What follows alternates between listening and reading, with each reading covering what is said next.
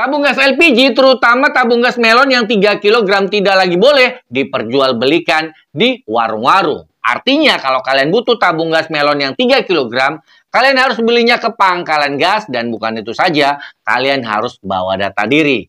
Nah, banyak banget pemberitaan tersebut dan media-media besar sudah menyiarkannya. Salah satunya seperti ini. Pemerintah larang warung-warung kecil jual gas LPG 3 kg. Sebagai gantinya, masyarakat harus mulai membeli ke agen resmi Pertamina. Jadi yang namanya tidak terdaftar nggak bisa lagi tuh beli si gas LPG melon. Nah, jadi bisa kalian lihat dan dengar sendiri ya.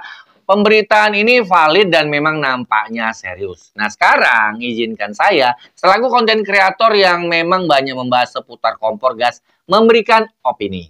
Nah, opini pertama saya ini menyangkut ke bagian warung-warung atau pemilik warung, di mana dapat dipastikan sebagian besar dari mereka itu ekonomi menengah ke bawah. Nah, sekarang coba kita berhitung-hitung. Berapa sih keuntungan dari pemilik warung atas gas LPG?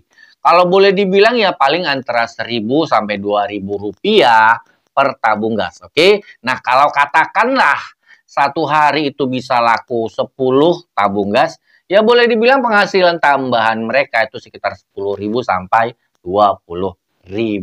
Nah, bagi sebagian orang jumlah nominal seperti itu ya nggak ada harganya ya, kecil banget. Nah, tapi bagi pemilik warung yang seperti saya bilang ekonomi menengah ke bawah, uang 10.000 atau 20.000 ini ya bermanfaat, berharga banget ya. Mereka bisa melanjutkan kehidupan mereka di hari itu ya. Contoh misalnya kalau mau masak tinggal beli lauknya dengan uang yang ada tadi, keuntungan 10 atau 20.000. Atau ya bisa juga untuk jajan anak mereka yang sekolah. Nah, dengan diberlakukannya resmi peraturan yang disebutkan tadi, secara otomatis mereka akan kehilangan pemasukan tambahan. Ya di satu sisi ini sangat ironis sekali. Nah, mudah-mudahan pemerintah sudah punya jalan keluar untuk mengatasi hal tersebut. Karena pasti ini akan menimbulkan efek bagi kalangan pedagang warungnya ya. Oke. Nah, lanjut untuk yang kedua saya mau bahas ke kita usernya ya. Para penikmat atau yang memakai tabung gas terutama yang melon 3 kg. Nah, saya sendiri jujur setuju kalau memang niatannya ini adalah semakin membatasi peredaran tabung gas kilogram yang kurang tepat sasaran. Oke, di mana ya mungkin ya kita bisa lihat di sekeliling orang-orang yang kaya punya mobil ya atau restoran-restoran yang ukurannya besar, lah kok masih pakai tabung gas yang melon 3 kg.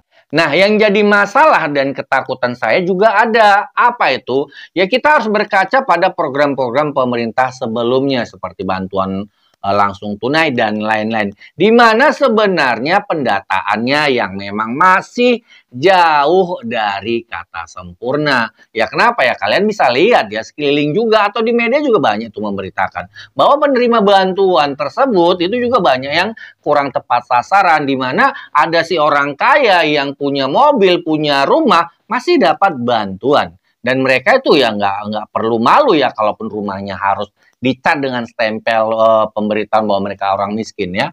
Oke. Nah, kalau hal ini juga bakal terjadi pada tabung gas 3 kg ya menurut saya sama saja pendataannya nggak guna. Kurang tepat sasaran itu dikarenakan pendataannya juga. Nah, sekarang kita mau berkaca nih atas sebuah kebiasaan atau habit. Ingat, orang kaya atau yang benaran-benaran kaya yang memang ada punya usaha dan menggantungkan kebutuhan mereka pada tabung gas 3 kg. Mohon maaf, punya kebiasaan mereka akan melakukan berbagai cara untuk tetap mendapatkan gas dengan harga murah. Oke, karena yang ada di pikiran dan pola pikir mereka adalah bagaimana menciptakan margin atau keuntungan yang besar. Oke, nah berbeda tentunya dengan kita yang memang orang kalangan bawah, di mana ya apapun yang diputuskan ya kebanyakan kita cuma pasrah menerima keadaan. Nah, mudah-mudahan apapun keputusan pemerintah tidak menimbulkan polemik yang berarti. Dan mudah-mudahan apa keresahan saya yang baru saya ungkapkan sudah pula dipikirkan pemerintah dan dicarikan solusinya. Ingat satu hal, niatan baik tapi proses atau caranya salah biasanya akan menimbulkan hasil yang kurang baik pula. Semoga bermanfaat, kita jumpa lagi di video berikutnya.